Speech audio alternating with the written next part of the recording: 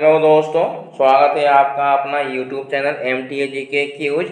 और आज हम लोग देखेंगे रीजनिंग के पार्ट 16। ठीक है, रीजनिंग के पार्ट 16 देखेंगे। अगर आप लोग इससे पहले के पार्ट नहीं देखे हैं तो आप लोग उस वीडियो को ज़रूर देख लीजिएगा, क्योंकि मैं यहाँ पर डेली टॉप 20 क्वेश्चन लाता हूँ, जो कि हर एक प्रकार का क्वेश्चन एक ही वीडियो में कंप्लीट हो जाता है। अगर आप लोग इसे डेली प्रैक्टिस करते हैं तो आप लोग का रीजनिंग में काफ़ी सुधार हो जाएगा। अगर आप लोग मेरे चैनल पर पहली बार विजिट कर रहे हैं तो मेरे चैनल को सब्सक्राइब करें और साथ में बेल आइकन को दबाना ना भूलें, क्योंकि जब भी कोई मैं वीडियो अपलोड करूंगा तो नोटिफिकेशन आपके पास सबसे पहले पहुंच जाएगा। अगर आप लोग कोई भी गवर्नमेंट एग्जाम की तैयारी करते हैं तो रीजनिंग जो है बहुत ही इंपॉर्टेंट होता है, क्योंकि आप रीजनिंग में अगर 25 क्वेश्चन पूछता है तो 25 में से 25 क्वेश्चन में से सॉल्व करके आप कम से कम 24 नंबर तो जरूर ला सकते हैं। तो आप वीडियो को स्टार्ट करते हैं। पहला क्वेश्चन है, निम्न आकृति के लिए दर्पण छवि चुनें। जब दर्पणों को एमएन रेखा पर रखा जाता है तो मैं आप लोगों को हर एक वीडियो में बोलता हूं कि दर्पण प्रतिबिंब और जल प्रतिबिंब में थोड़ा सा का अंतर होता है। अगर आपका दर्पण प्रतिबिंब की हम बात करें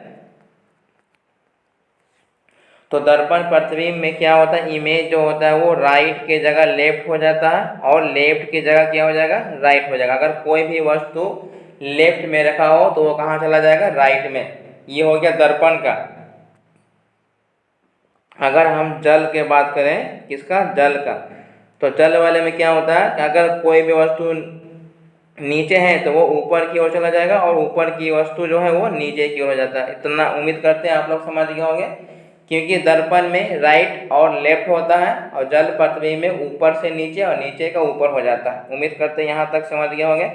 तो अब आप लोग क्या कीजिए, वीडियो को पहले पॉज करिए और आप बताइए कि इसका दर्पण प्रतिबिंब कौन सा होगा। तो इसमें देखिए, ये दर्पण प्रतिबिंब राइट और लेफ्ट, तो ये जो गोल दिया हुआ है ये कहाँ पर, ये राइट में है, ये राइट में। इसका मतलब है कि ये गोल वाला ये लेफ्ट की ओर चला जाएगा। तो एक ये ठीक है, एक ये ठीक है, ये दोनों नहीं होगा, क्योंकि दर्पण प्रतिबिंब में राइट और लेफ्ट होता है।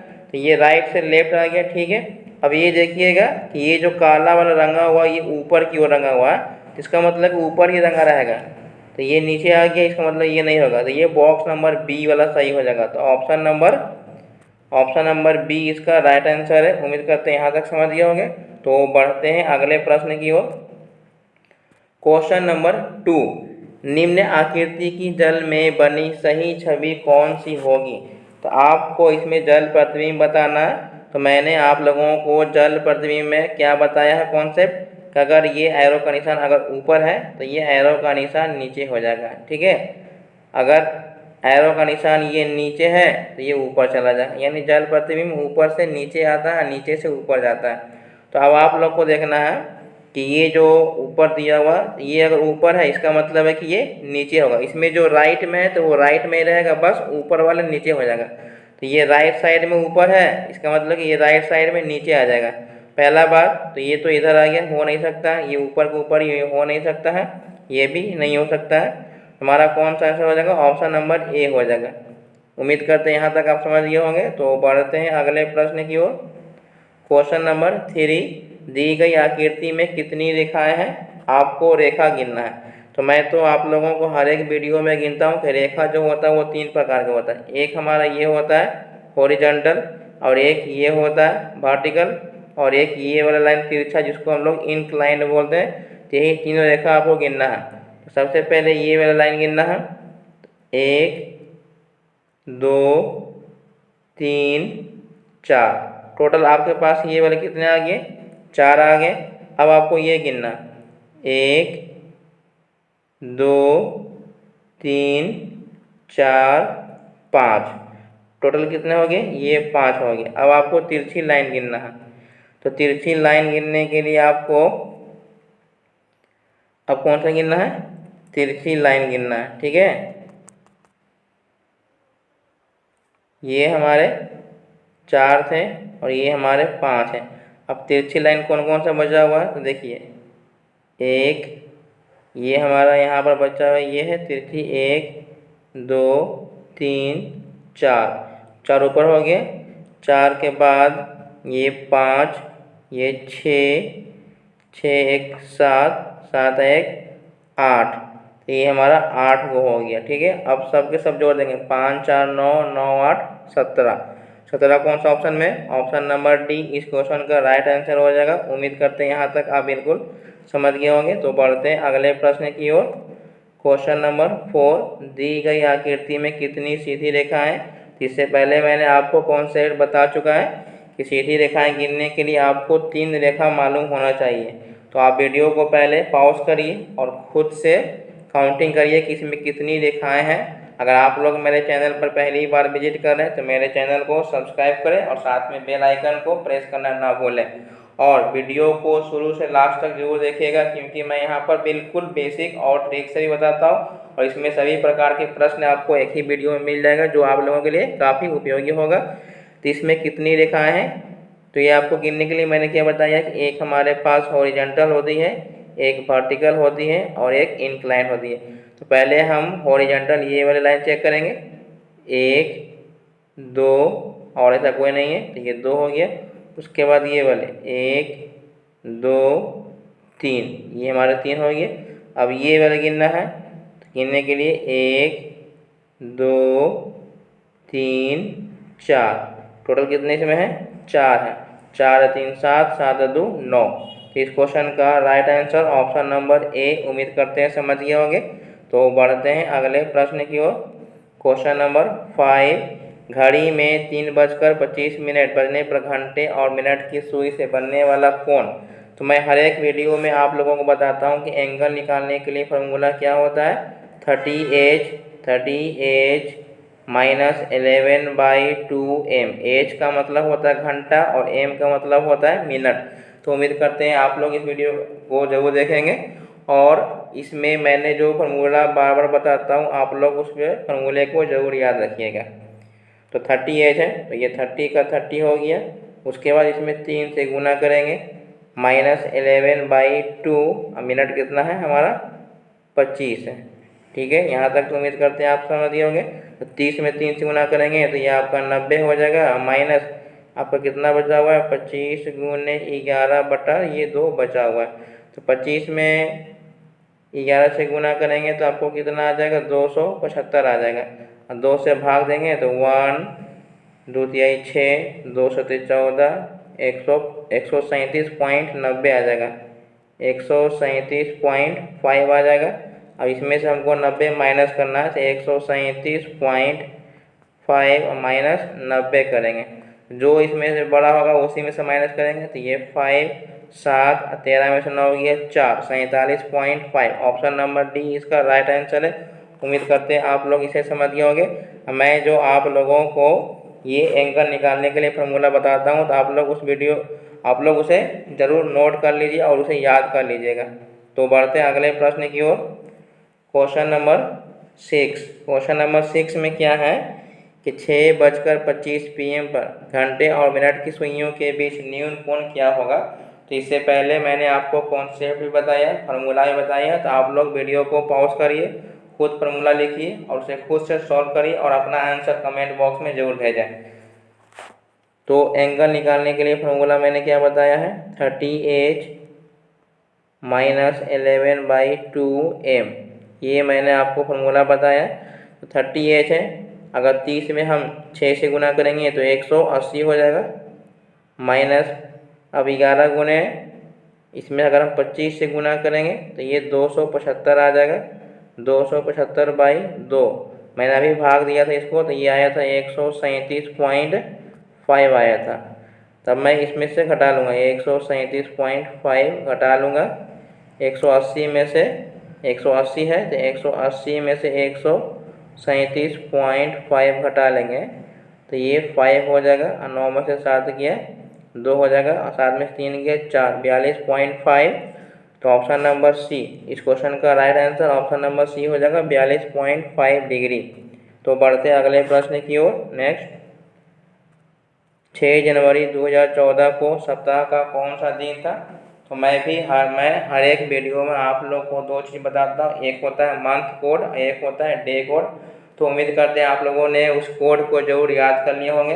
तो पहले आप खुद से सॉल्व करिए, मैं आप लोगों को जो भी मंथ कोड या डे कोड दिया हूँ आप लोग उसे जरूर याद करिएगा। मैं आज भी आप लोगों को मंथ कोड बता देता हूँ। ये मंथ कोड है। तो मंथ कोड जो होता है वो दो होता है, एक लीप ईयर के लिए होता है, एक नॉन लीप ईयर के लिए होता है। तो लीप ईयर वाला में एक नॉन लीप ईयर, तो ये है नॉन लीप ईयर 144, 025, 036 और 146। ये हो गया साधारण वर्ष के लिए। अगर लीप ईयर आ जाएगा तो बस आपको यहाँ पर 0 और 3 करना जनवरी फरवरी में, बाकी सब सेम रहेगा। तो आप लोग इस मंथ कोड को नोट कर लीजिए और खुद से याद कर लीजिए।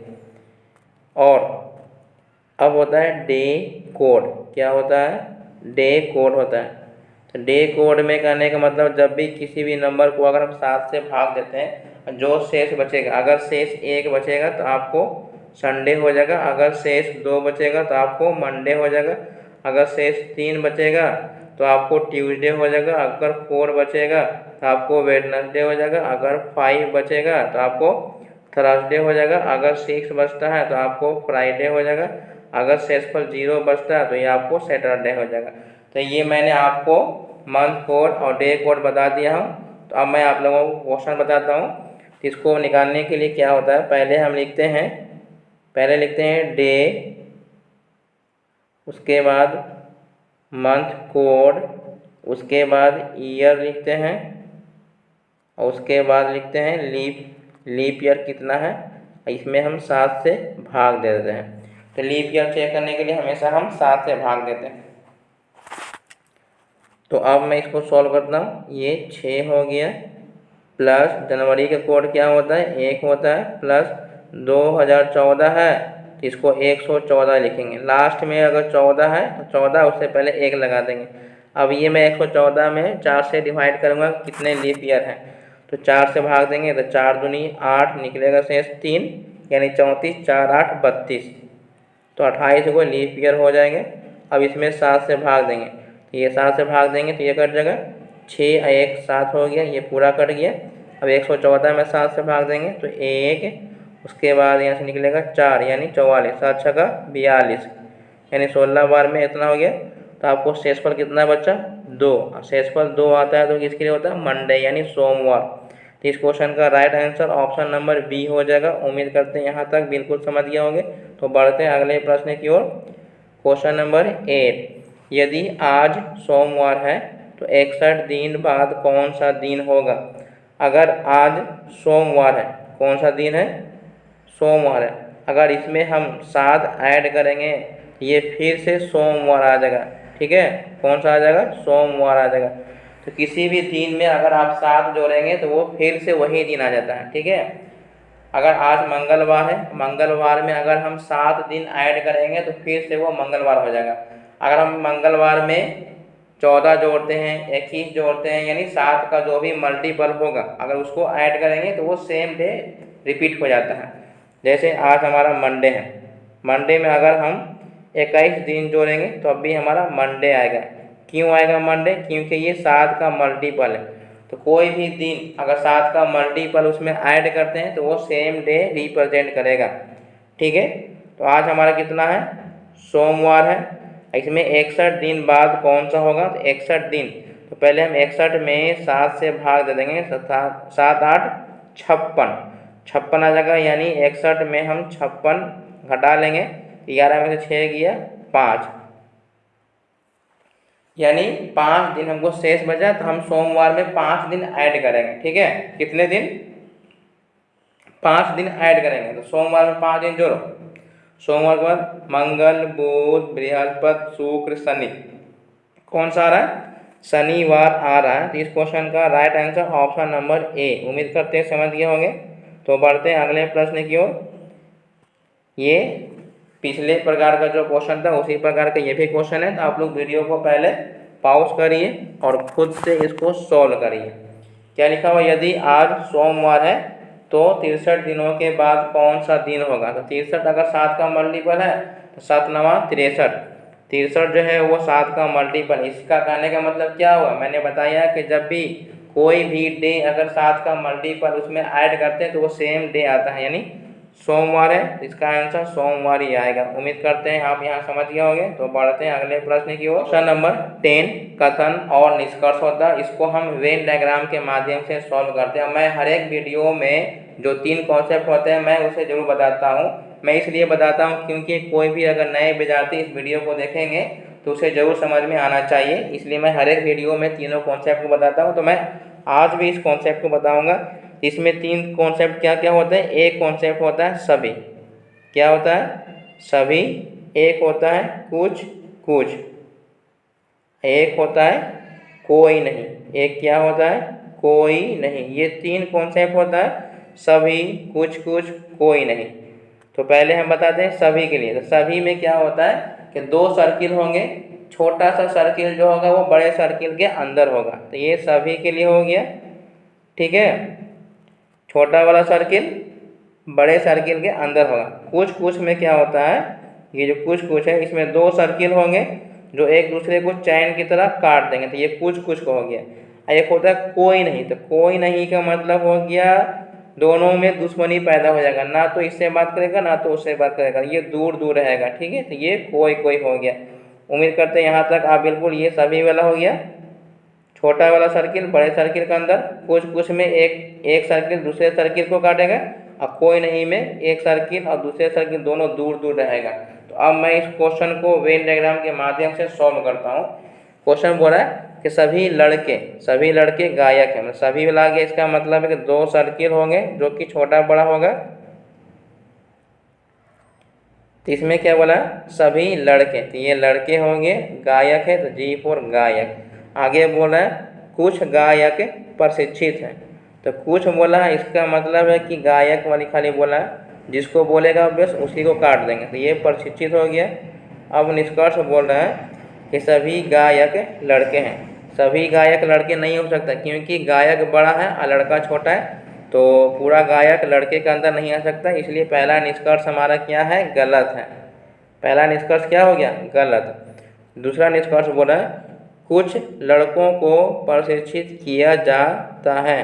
तो लड़का यहाँ पर है, प्रशिक्षित बहुत दूर है, इसका मतलब ये भी निष्कर्ष गलत है। तो इसमें ऑप्शन नंबर सी आ जाएगा, क्योंकि ना तो 1 और ना ही 2 कथन का पालन करता है। तो इस क्वेश्चन का राइट आंसर सी हो गया। तो उम्मीद करते हैं आप लोग यहाँ तक समझ गए होंगे, और आप लोग वीडियो को शुरू से लास्ट तक जरूर देखिएगा। नेक्स्ट, ये वेन डायग्राम दिया हुआ है, आपको बताना है कार, पार्क, उपकरण। तो कार का संबंध पार्क से नहीं होता है, और तीनों के मतलब अलग अलग। कार अलग चीज़ है, पार्क अलग चीज़ है, उपकरण भी अलग है, यानी तीनों अलग अलग है। इस क्वेश्चन का राइट आंसर है option number C. Option number C इसका राइट आंसर हो जाएगा। तो बढ़ते हैं अगले प्रश्न की ओर। नेक्स्ट, क्वेश्चन नंबर 12, इसको भी है वेन डायग्राम के माध्यम से सॉल्व करना। जैसे लिखना, बोलना, संचार। तो करने का मतलब लिखना जो है, लिखना तो बोलना से अलग हो जाएगा।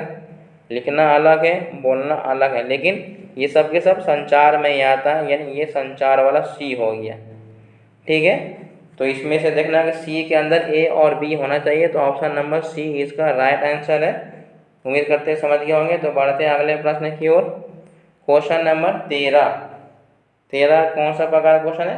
शिवा अपने घर से पूरब की ओर 4 किलोमीटर चलता है, यानी ये डायरेक्शन वाले होते हैं। तो डायरेक्शन वाले में ये कोड आपको, जैसे ये नॉर्थ है, ये साउथ है, ये वेस्ट है और ये ईस्ट है, तो ये आपको याद होना चाहिए। इसमें एक हम इनिशियल पॉइंट ले लेते हैं, ठीक है। यहाँ पर मान के चलो कि खड़ा है, तो बोला है कि शिवा अपने घर से पूरब की ओर, पूरब हमारा इधर है, ये पूरब की ओर 4 किलोमीटर चला और दक्षिण की ओर मुड़ गया। तो नीचे दक्षिण होता है, तो दक्षिण की ओर मुड़कर 2 किलोमीटर चला। अंत में वह पूरब की ओर, पूरब हमारा इधर है, ये 1.5 किलोमीटर चला। वह अब अपने घर से किस दिशा में, पहले वो यहाँ था, अब ये यहाँ पर है, तो ये ऊपर से नीचे आ रहा है। ऊपर से नीचे, तो ऊपर से नीचे कौन सा पड़ा, ये साउथ है, ये पूरब है, यानी दक्षिण पूर्व। दक्षिण पूर्व इस क्वेश्चन का right answer option number C हो जाएगा। उम्मीद करते हैं समझ गए होंगे। तो बढ़ते हैं अगले प्रश्न की ओर। क्वेश्चन नंबर 14, आधिया 500 मीटर उत्तर की ओर चलती है और बाएं मुड़ जाती है और 250 मीटर चलती है वो अपनी प्रारंभिक अवस्था के संबंध में किस दिशा में है। तो ये मान के चलो कि यहाँ पर वो खड़ा थी, ठीक है। अयोध्या 500 मीटर, 500 मीटर उत्तर चली, 500 मीटर उत्तर की ओर चली, बाएं मुड़ गई और 250 मीटर चली, तो वह अपनी प्रारंभिक अवस्था के संबंध में किस दिशा में है। पहले वो यहाँ थे, अब वो यहाँ पर है, ठीक है। तो ये नीचे से ऊपर की ओर जाता है, नीचे से ऊपर की ओर यानी यहाँ पर गया, तो ये नॉर्थ होता है, ये वेस्ट होता है, यानी उत्तर पश्चिम। उत्तर पश्चिम ऑप्शन नंबर ए हो जाएगा इस क्वेश्चन का राइट आंसर। उम्मीद करते हैं समझ गए होंगे। तो बढ़ते हैं अगले प्रश्न की ओर। क्वेश्चन नंबर 15, उस विकल्प का चयन करें जो आकृति में प्रश्न चिन्ह के स्थान पर रखे जाने के लिए सर्वोत्तम उपयुक्त होगा। तो ये आपको 81 कैसे आया होगा, 9 में 1 से गुना किए तो 9, और 9 में 9 से गुना करेंगे तो 81 ये मिल गया, ठीक है। तो उसी प्रकार से 3 में 3 से गुना करेंगे तो कितना आना चाहिए, 81 आना चाहिए हमको, ठीक है। तो सभी में 3 आ जाएगा, ऑप्शन नंबर डी इसका राइट आंसर हो जाएगा। उम्मीद करते हैं समझ गए होंगे। तो बढ़ते हैं अगले प्रश्न की ओर। क्वेश्चन नंबर 16, निम्नलिखित विकल्पों में से प्रश्न चिन्ह के स्थान पर आने वाली संख्या चुनना है। तो इस प्रकार के क्वेश्चन में देखेंगे, पहले हम देखेंगे इसे हॉरिजॉन्टल फिर वर्टिकल चेक करते हैं कि कौन सा नंबर कब बढ़ रहा है। इसमें दोनों साइड तो नहीं बढ़ा लेकिन बीच में बढ़ा हुआ है। बीच में कहने का मतलब अगर हम 4 में 3 से गुना करेंगे यानी 4 गुने 3 तो 4 तिहाई 12, अब प्लस 3 ऐड करेंगे तो 15 आ गया। उसी प्रकार से 5 में 7 से गुना करेंगे तो 7 बचे 35 और 3 जोड़ देंगे तो 38 हो गया। तो हम क्या करते हैं, 5 में 3 से गुना करेंगे 15 हो गया, इसी में हमको 3 ऐड करना है तो 15 3 18। तो इस क्वेश्चन का right answer option number B हो जाएगा। नेक्स्ट क्वेश्चन नंबर 17, निम्नलिखित प्रश्न आकृतियों की श्रृंखला में प्रश्न चिन्ह को कौन सी उत्तर आकृति प्रतिस्थापित करेगी। तो ये आपको प्रश्न आकृति दिया हुआ है, तो ये बॉक्स है, तो बॉक्स में पहले यहाँ पर था, उसके बाद फिर ये यहाँ पर आ गया, उसके बाद फिर ये बॉक्स पर यहाँ आ गया, तो फिर नेक्स्ट वो यहाँ पर आ जाएगा, ठीक है। यानी यहाँ पर हमारा जो होगा वो राइट आंसर, तो ऑप्शन नंबर ए इसका राइट आंसर है। तो बढ़ते हैं अगले प्रश्न की ओर। क्वेश्चन नंबर 18, विषम की पहचान करना। ये आपको option A B C D दिया हुआ है। तो पहला दिया हुआ L 12, तो L 12 करने के मतलब L का 12 होता है, ये सही है। N का कितना होता है, 14 होता है, ये भी सही है। P का 16 होता है और R का 18 होता है, तो सभी सही है। सिर्फ ये P का जो 16 होता है ये गलत दिया हुआ यानी सी वाला, तो ऑप्शन नंबर डी इसका राइट आंसर है। उम्मीद करते हैं यहाँ तक समझ गए होंगे। तो बढ़ते हैं अगले प्रश्न की ओर। मैं आप लोगों से एक बार फिर से रिक्वेस्ट करना चाहता हूं कि अगर आप लोग मेरे चैनल पर पहली बार विजिट कर रहे हैं तो मेरे चैनल को प्लीज़ सब्सक्राइब करें और वीडियो को शुरू से लास्ट तक जरूर देखें। क्यों? क्योंकि मैं इस वीडियो में आप लोगों के लिए डेली 20 क्वेश्चन ऐसा लाता हूं जो आगामी एग्जाम के लिए बहुत ही इम्पोर्टेंट है, और ये क्वेश्चन बहुत बार कई एग्जाम में रिपीट हो चुका है, इसलिए आप लोग डेली प्रैक्टिस एक से जरूर लगाएं। और मैं डेली आप लोगों के लिए सुबह 8 बजे लाता हूँ, लेकिन आज कुछ वजह से लेट हो चुका है, इसलिए वीडियो को काफ़ी लेट से मैं अपलोड कर दिया हूँ, तो इसके लिए बहुत बहुत सॉरी मैं बोल रहा हूँ। क्वेश्चन नंबर 19, यदि स्मार्ट बराबर 31 52 4 मार्बल का इतना दिया हुआ और ईंट का इतना दिया हुआ, तो आपको स्टेबल का पूछ रहा है। तो जैसे कहने का मतलब ये आपको स्मार्ट है SMART, स्मार्ट जो कि आपको 31 52 4 आपको दिया हुआ है।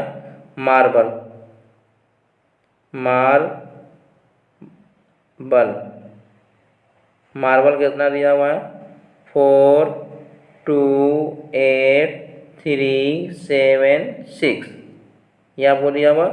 एक और दिया हुआ ईट, EAT ईट के लिए है 537। तो ये मैंने बहुत बार इस तरह के क्वेश्चन बताया हूँ।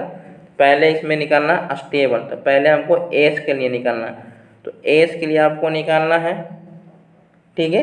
तो देखिए एस के लिए इसमें क्या दिया हुआ है, एस की जगह आपको 3 दिया हुआ है, तो ये उस प्रकार का क्वेश्चन तो नहीं दिया हुआ, ठीक है। तो एस सिर्फ मेरा यहाँ पर है और कहीं एस है नहीं है, इसमें एज सिर्फ एक ही जगह दिया हुआ है और कहीं भी नहीं दिया हुआ है। तो एज के लिए आपको कौन सा हो जाएगा वो आपको चेक करना है। तो इसके लिए मैं आप लोगों को एच डब्ल्यू दे देता हूँ, क्योंकि मैंने आप लोगों को एच डब्ल्यू नहीं दिया हूँ, तो मैं आप लोगों को एच डब्ल्यू दे देता हूँ। तो इस क्वेश्चन को आप लोग सॉल्व कर लीजिएगा। नेक्स्ट क्वेश्चन नंबर 20, इसमें आपको 834 का अर्थ ये दिया हुआ है। तो ये 834 पहला लाइन में हो जाएगा, 834 है। दूसरा लाइन में क्या है हमारा 456 है। और तीसरा लाइन में क्या है हमको, तीसरा लाइन में 852 है। तो आपसे पूछ रहा है क्या, फ्रेश। तो मैंने आप लोगों को हर एक वीडियो में बताता हूँ कि फ्रेश चेक करना है कौन सा लाइन में है। तो पहला लाइन में फ्रेश नहीं है, इसका मतलब है कि हमको इससे आंसर नहीं आएगा। दूसरा लाइन में फ्रेश दिया हुआ, ये इसमें से आंसर मिलेगा, इसमें आंसर मिलेगा, इसमें भी फ्रेश नहीं है। तो जो जो मिलेगा वो काट देंगे। ये 4 4 कट गया, 5 5 कट गया, इसका मतलब कि 6 इसका राइट आंसर है। तो इस क्वेश्चन का राइट आंसर 6 हो जाएगा। तो वीडियो को शुरू से लेके लास्ट तक देखने के लिए बहुत बहुत धन्यवाद।